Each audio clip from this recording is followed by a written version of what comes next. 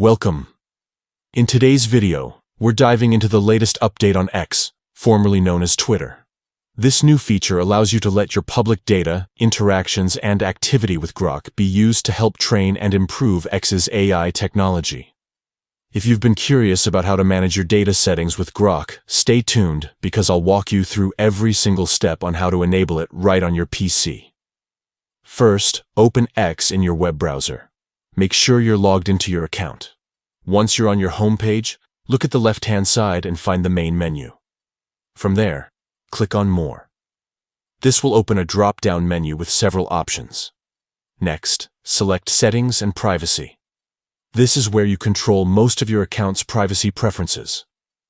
Under that section, click on Privacy and Safety. You'll see a variety of categories here, but you'll want to find and click on the one labeled Grok and Third-party Collaborators.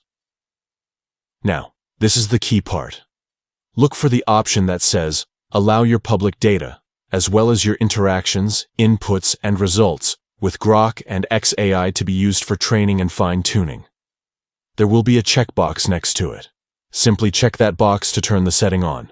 This means your publicly available content on X, along with how you interact with Grok, can contribute to improving the AI's accuracy and understanding.